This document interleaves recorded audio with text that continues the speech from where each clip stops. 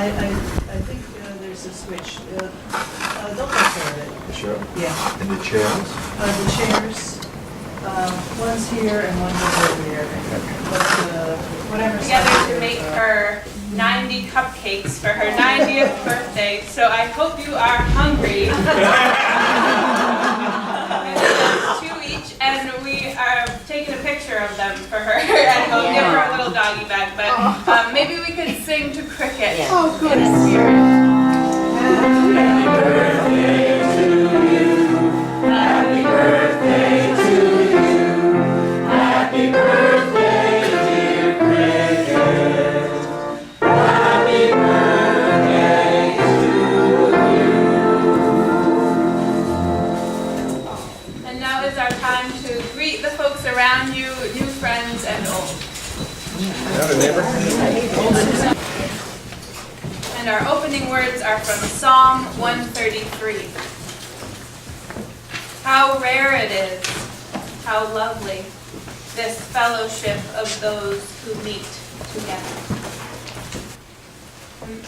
Adding something to our order of service this month, in celebration of Black History Month, I want to take a few minutes during our worship services to lift up figures in our own Unitarian Universalist history who deserve to be celebrated this month.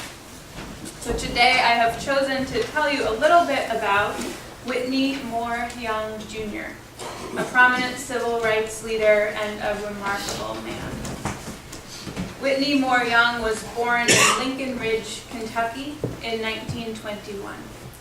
His father was the president of the Lincoln Institute, which was where Young was raised and educated. Young's mother was the first female postmistress in Kentucky and only the second African-American postmistress in the United States. Young graduated from Kentucky State College and later received his master's degree in social work from the University of Minnesota. When he moved to Omaha, Nebraska in 1950 to become the executive director of the Omaha Urban League, he and his wife Margaret joined the Unitarian Church there. Margaret was a co-teacher of the Sunday school. Young was then asked to serve as dean of the Atlanta University of Social Work. And when they moved to Atlanta, he and his wife were the first Black people to join the Unitarian Universalist Church there. Whitney asked their minister, Reverend Ed Cahill, to help him on the Greater Atlanta Council of Human Relations. With the council's help, the two of them worked tirelessly on civil rights, bringing about the desegregation of the airport, the public library, and eventually the public schools. When Young was chosen to be the national director of the Urban League, they moved to Rye, New York, and joined the White Plains Unitarian Church. As executive director of the National Urban League, he devised the Domestic Marshall Plan, which provided the conceptual basis for many of the Johnson administration's anti-poverty programs. He was consulted by the Kennedy, Johnson, and Nixon administrations on issues of civil rights, and in August 1963 was involved in the organization of the March on Washington. Young was the author of 2 books, To Be Equal and Beyond Racism, and he was awarded the highest civilian honor in 1969, the Medal of Freedom. Whitney Moore Young envisioned a pluralistic society, not simply an integrated one, that would thrive on ethnic and cultural diversity and ensure economic and racial justice. When he died in 1971, an estimated 4,500 mourners filled New York's Riverside Church, and hundreds more stood outside. President Nixon gave his eulogy, saying he knew how to accomplish what other people were merely for. May we be proud of this man's legacy, and may we be inspired to act out our Unitarian Universalist faith as he did. And this morning's reading is a medley of love poems fitting for this Valentine's Day week. Love cannot remain by itself. It has no meaning. Love has to be put into action, and that action is service. Whatever form we are, able or disabled, rich or poor, it is not how much we do, but how much love we put into the doing. A lifelong sharing of love with others. May every creature abound in well-being and peace. May every living being, weak or strong, the long and the small, the short and the medium-sized, the mean and the great, may every living being, seen or unseen, those dwelling far off, those living nearby, those already born, those waiting to be born, may all attain inward peace. Let no one deceive another. Let no one despise another in any situation. Let no one from antipathy or hatred wish evil to anyone at all. Just as a parent with their own life protects their only child from hurt, so within yourself foster a limitless concern for every living creature.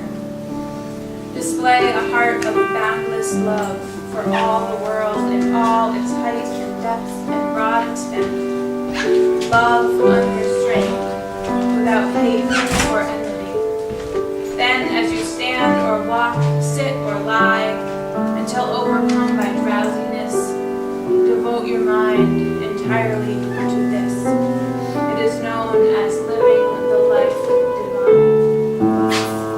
When all the people of the world love, then the strong will not overpower the weak, the many will not oppress the few, the wealthy will not mock the poor, the honored will not disdain the humble, the cunning will not deceive the simple. When in our heart, where in our hearts is that burning of desire? It is true that we are made of dust, and the world is also made of dust, but the dust has modes rising. Whence comes that drive in us? We look to the starry sky, and love storms in our hearts. Whence comes that storm?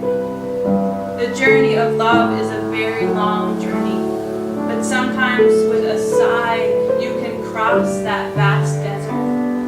Search and search again without losing hope. You may find sometime a treasure on your way. My heart and my eyes are all devoted to the vision. Love is walking hand in hand. Love is loaning your best comic magazines. Love is having a special song. Love is a valentine with lace all around the edges. Love is wishing you had nerve enough to go over and talk with that little girl with the red hair. Love is sharing your popcorn. Love is hating to say goodbye. Love is walking hand in hand. Love is getting someone a glass of water in the middle of the night. Love is not nagging. Love is visiting a sick friend. Love is a phone call. Love is walking in the rain together. Love is eating with your whole family. Love is being happy just knowing that she's happy, but that isn't so easy. Love is liking people. Love is liking ideas. Love is the whole world. And these were the words of Mother Teresa, a Buddhist teaching, Moza, Muhammad Iqbal, and Charlie Brown.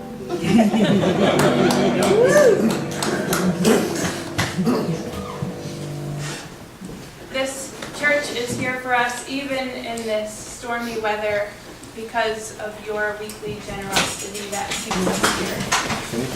Thank you, choir, for that wonderful anthem. That song, Standing on the Side of Love, is one that we've sung here before. And this morning I will tell you the story of how it came to be. It was written by an incredible young composer, Jason Shelton. Jason is the Associate Minister for Music at the First Unitarian Universalist Church in Nashville, Tennessee. He served on the task force that developed Singing the Journey, the Teal hymn book supplement that features a few of his songs. And he is also the first UU music director to receive fellowship as a UU minister. His music is his ministry. His lyrics are based on UU theology and principles, and his songs are his way of conveying the message of Unitarian Universalism to the world. And he can really get your foot tapping too. One of my other favorites of his is The Fire of Commitment, which I promise we will sing just as soon as we've raised enough money to buy enough of the Teal hymnals for all of us. Yes, this is a shameless plug. You can still purchase some of the new hymnals for us and dedicate it to someone with a personalized book plate if you visit the Spirit Shelf. Probably not today, but other Sundays, and we hope you do that so we can sing from this amazing book. But I was telling you a story. So it was the winter of 2004, and Jason was in Boston for a hymnal commission meeting. As I said, he was part of putting this new hymnal together. Reverend Bill Sinkford was president of the UUA at that time, and he asked to meet with Jason while he was in Boston to go over ideas for jazzing up the service of the living tradition, which is the worship service at General Assembly where new ministers and ministers receiving final fellowship and retiring ministers are honored. Bill wanted to take the service in a new direction, and he needed Jason's help. But when Jason got to Bill's office, Bill told him that he'd have to postpone their meeting by half an hour because there had just been a call for a constitutional ban on gay marriage. And as president of the UUA, Bill had to respond to this in some way. Another staff person came in to go over Bill's talking points for a media appearance. Jason asked if he should leave and come back later, but Bill said it was fine, he should stay. So Jason sat down and observed that meeting. And at one point in the brainstorming session, Bill Sinkford said, "We stand on the side of love." Well, Jason heard that, and bells started going off. "Do you mind if I take notes?" he asked. Sure, said Bill. And as the meeting went on, the chorus of Standing on the Side of Love was born, right there in that office, right there on Jason's notepad. Now, marriage equality was already a big issue in Massachusetts, and the UUA headquarters right next to the State House felt like it was at the center of that equality campaign. It was like the song was there, said Jason. It was in the room. It was in the halls of the UUA. After the meeting, this now national issue was on Bill's mind still, and he wanted to incorporate it into the General Assembly worship service in some way. "I wish there were a song or something," he said. "Well," said Jason tentatively, "there is one. I just haven't finished writing it yet." That night, Jason sat at the piano where the hymnal commission folks were staying, and he played the chorus of the song to his colleagues. "We are standing on the side of love, hands joined together as hearts beat as one. Emboldened by faith, we dare to proclaim, we are standing on the side of love." When Jason swiveled around on the piano bench, he saw the faces of his colleagues, and they were all weeping. The composer's art is to listen for the song that needs to be written, that is trying to break into the world, says Jason. And it seems like Standing on the Side of Love was a song that needed to be written and heard and sung. Standing on the Side of Love became the tagline for our UU Public Witness for Marriage Equality. And this year it has been our rallying cry for immigration reform as well. The verses of the song work for both. And they fit nicely on a t-shirt. You know how I feel about those god-awful yellow t-shirts. But I do see that they are working. While some people are a little confused by them, when current UUA President Reverend Peter Morales and others were being jailed for their public witness against the cruel treatment of undocumented workers, someone asked, "Hey, why are they arresting a baseball team?" But they certainly get your attention. And I love that we as Unitarian Universalists have a visible national presence for matters of justice, even if it means we have to wear those yellow t-shirts. But what I love even more is that this song and witness campaign also speak to our own personal, everyday stands for love as well. No t-shirts or banners, just small, everyday kindnesses that over a lifetime make up our stance for justice and love in this world. Small, everyday acts of love that allow us to act out our faith in our lives. This month, leading up to Valentine's Day, I asked friends and some of you here to tell me about small acts of standing on the side of love that you have witnessed in your lives. You wrote to me of neighbors taking care of your children when you were sick, of performing a singing Valentine to a woman in a nursing home, of hosting a stranded couple when their camper van broke down and new parts were slow in coming in, of a little girl who brought flowers to a nursing home with a note, "You have been the recipient of a random act of kindness." And I could have rewritten this entire sermon based on the acts of loving kindness that I have witnessed and heard about during last weekend's blizzard. But before all that happened, Jane Bunker, a member of this congregation, shared this story. For our granddaughter Lucy's 8th birthday, Mason and I were treating her and her parents to the theater in New York City. Getting there involved a very packed subway ride. While we were all jammed together waiting for the train to begin, a man entered and raised his voice so everyone in the car could hear. He had a tale of woe about no place to live, a girlfriend about to have their baby, and no food. It was a long story. His voice was very loud. And maybe because this is a common occurrence in New York City, many folks turned away, as if it weren't happening.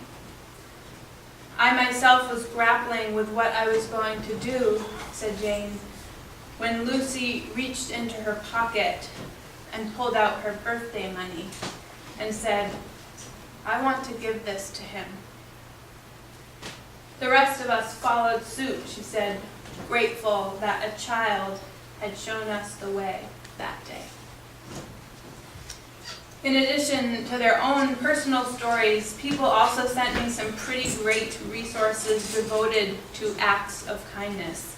A Facebook group called Shine and a blog called Nice People Doing Nice Things. One of my favorite stories from that blog was this one about college softball player Sarah Tupolsky. Western Oregon was playing against Central Washington, and the game was neck and neck. With 2 players already on base, Sarah took her turn at bat and hit the ball over the fence. Her first home run ever. In the excitement, she failed to tag first base as she ran by, and turning back quickly to tag the bag, she felt her knee explode. She had torn a ligament and crumpled to the ground in pain.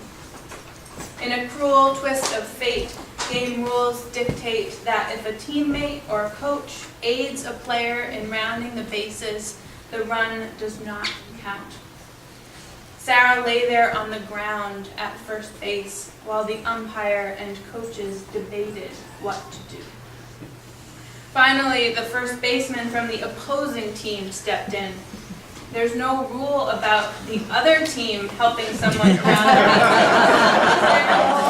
base. And hearing that there was not, Mallory Holtman and Liz Wallace of Central Washington University picked Sarah up and carried her around the diamond as the crowd got to their feet and fiercely cheered on this incredible act of sportsmanship.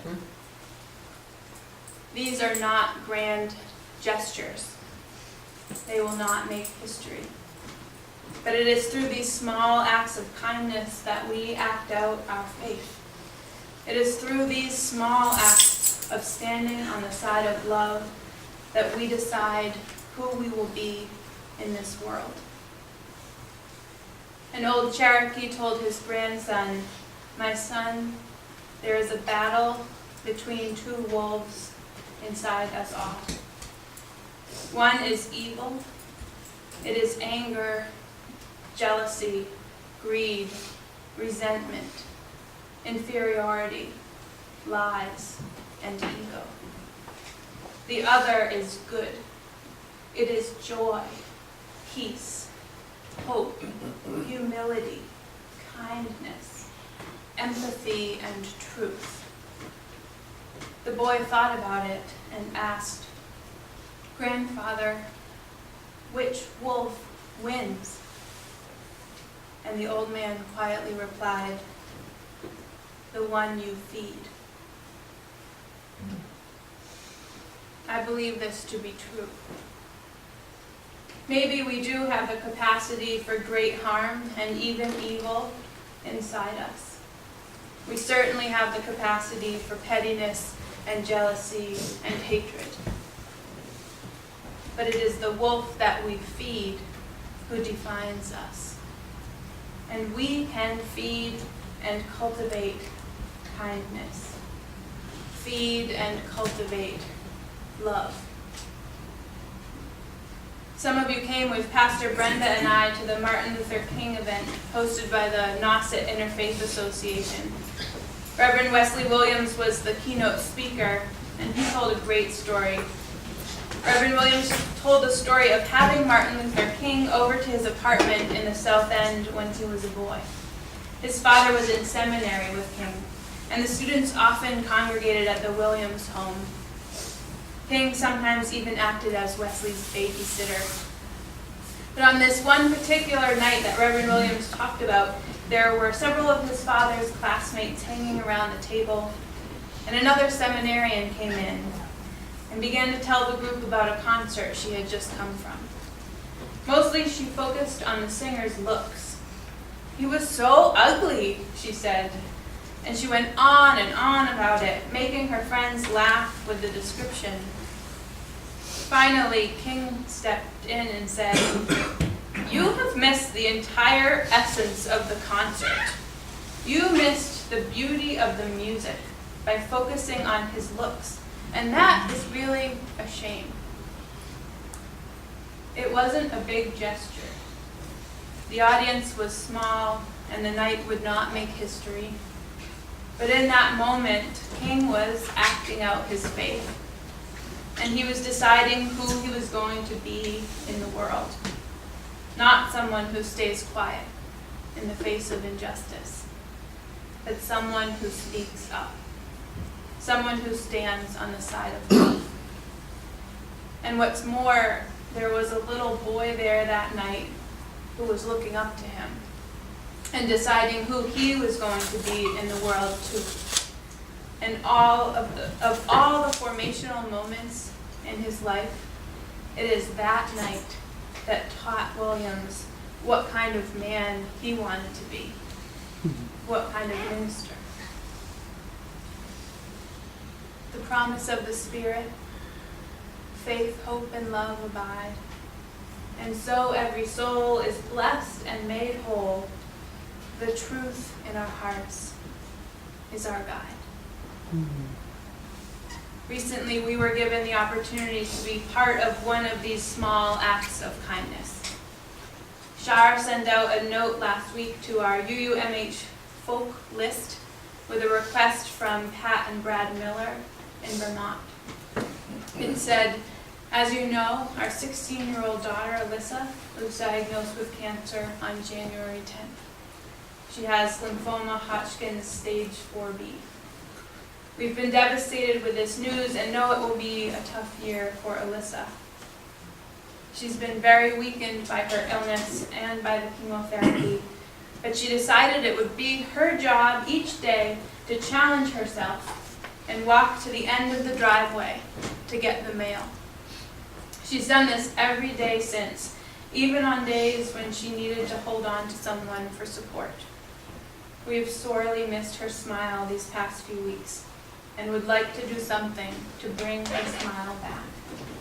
She loves receiving mail, and she's enjoyed it when she sees a letter or card in the mailbox addressed to her. So we would like to start a postcard campaign. So this morning I invite you to celebrate a belated Valentine's Day by sending Alyssa or someone else you know who might need a little love note a postcard. And we have supplies and stamps and Alyssa's address on this table behind you. And I hope that you will write a postcard at coffee hour.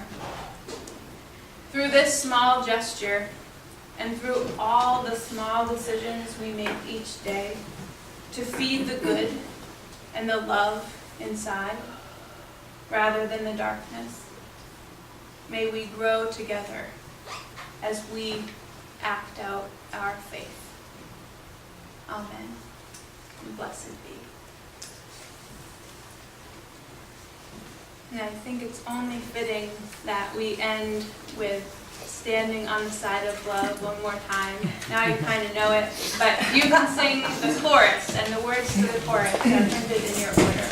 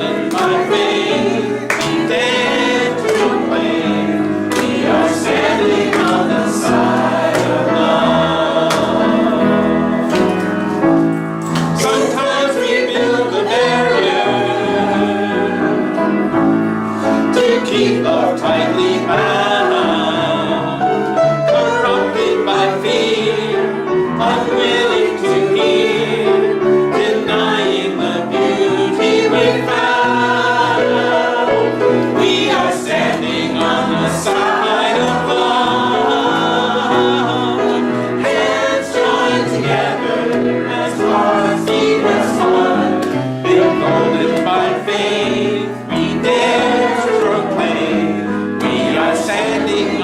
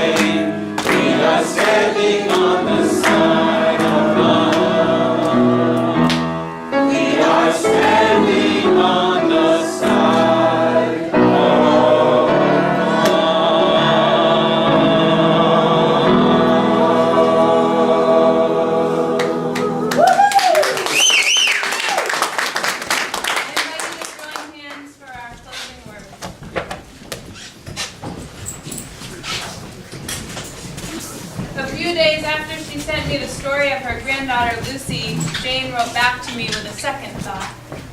I'm just ending my second of my retreats, she said, and as I lie in bed this morning, I was thinking about standing on the side of love. I prefer standing as love. On the side of suggests that we are something other than, as opposed to what appears to me to be more true, that we are love. May we be love in the world. Go in peace. Yeah.